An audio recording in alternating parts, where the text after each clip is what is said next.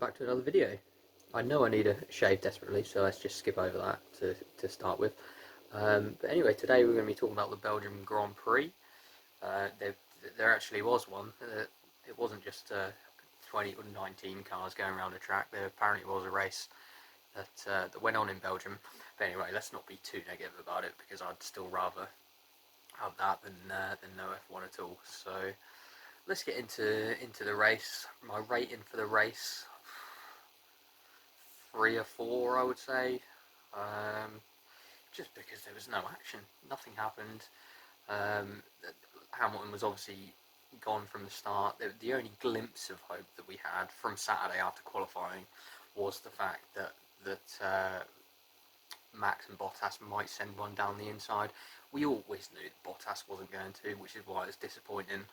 I think that Verstappen didn't beat Bottas again to second, because I think that makes it a much more exciting race. And I was even hoping after the start that Verstappen would be able to mount a challenge on Bottas so that we could have a race between Hamilton and Verstappen. But I don't think that was ever going to happen, because although Max drives the wheels off that Red Bull, it's not quite there compared to the Mercedes. So fair play to him for still being second in the championship anyway.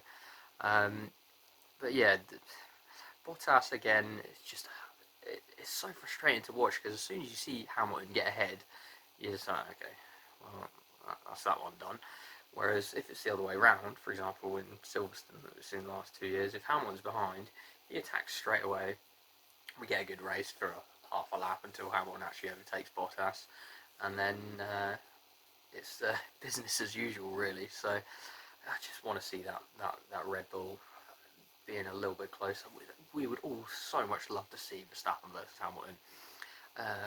I mean, they've had some great battles already, but I mean, in equal machinery, wow, that would be amazing to see.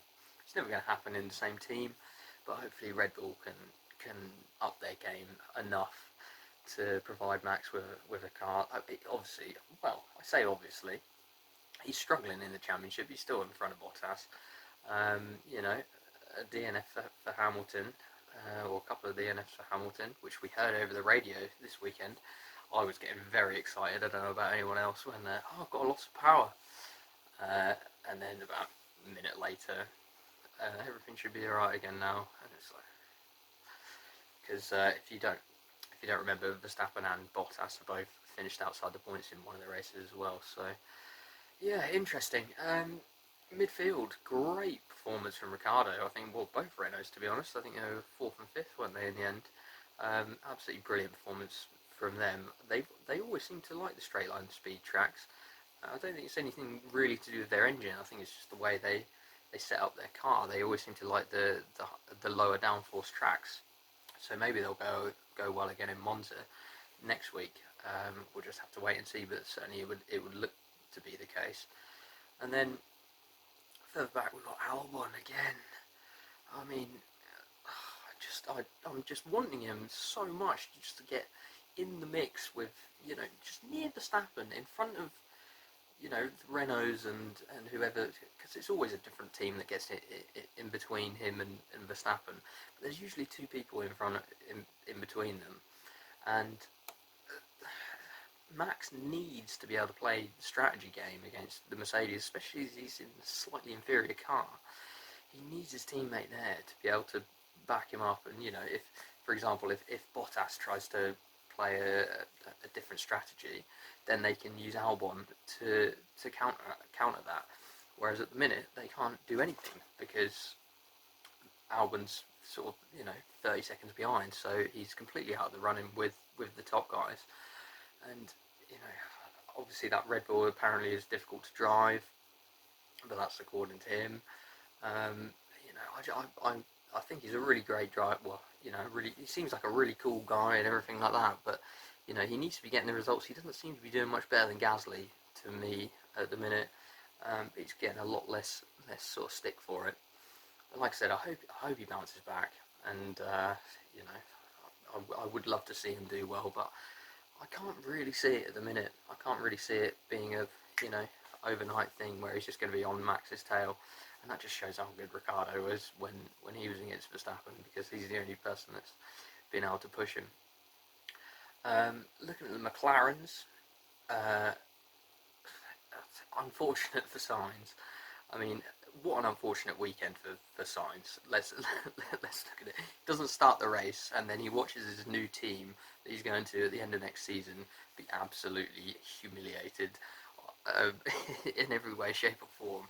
I think Leclerc was running last. I mean, they were putting some sort of fucking gas thing into the car at one point. I don't think I've ever seen that before, to be honest, on in Formula One. But it probably has happened. I've just missed it. But yeah, it's very strange to see, and who knows what's going on with Ferrari. I mean, it's been obvious for a while now, hasn't it? I mean, there was obviously something with the engine that they had last season before they got there. I don't know how they worded it, some sort of weird way that Ferrari would and the FIA would word it, but they came to an agreement, I think it was, in the end, wasn't it? But I mean, clearly that has affected the car massively, and it would be interesting to see if they were in the title challenge last year, whether that would have become more public. But obviously they were away off the Mercedes at the time, so we'll never know. Well, maybe we will know, but if it was any other team, we'd know. But it's Ferrari, so we won't know. So yeah, I mean, the rest of the midfield, well, I'd say towards the back of the midfield, I'd probably. Oh yeah, AlphaTauri. Yeah, they did very well. Pierre Gasly, obviously driver of the race. Yeah, absolutely stunning from him. We saw some good overtakes from him. A lot of it, and I saw a tweet from Tiff Needell, and he gets very angry about this with the DRS overtakes, saying that if you just drive past someone, it's not an overtake. But Gasly performed an absolute stunning overtake on. I can't even remember who it was now off the top of my head, but around the outside of Eau Rouge, absolutely brilliant pass. And yeah, great result for him. He's absolutely, excuse me, he's absolutely dominating his teammate at the minute. And well, I think he got out qualified by him this week. But yeah, he's coming back strong. It just again, it just shows how good Max Verstappen is. I think because everyone's on a similar kind of level, and then you just put them against Max, and they're absolutely terrible.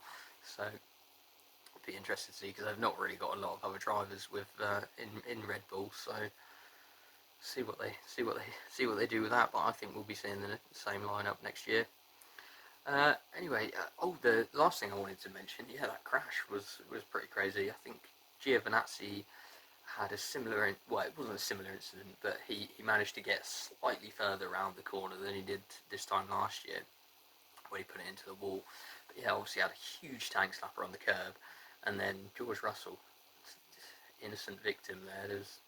Wasn't really anything he could do, and that wheel flying off, that must have been so scary at the time. But obviously, none of us will know because we've never driven Spa in a Formula One car at those higher speeds. But yeah, that looks nasty. That did. But anyway, hopefully, well, I've managed to talk for 8 minutes about a race that was pretty boring, to be honest. So hopefully you've enjoyed the content, and hopefully we'll have a better race at Monza. Monza's a weird one because although it looks like it doesn't seem to me like a track for overtaking. Maybe you get the overtaking and the pass back. I'm talking absolute bollocks at the minute, to be honest, because we've had some absolutely great races at Monza, so let's just see what happens. One thing is for sure, is we won't be seeing Ferrari on pole, and I will bet a lot of money on that. And it's a good job they don't have their fans there this year, because seeing them at the back of the grid, which is highly likely, would be an absolute embarrassment in front of the whole Tifosi or whatever they say. So yeah, hopefully you've enjoyed this video, and I'll do another one for Monza. Cheers.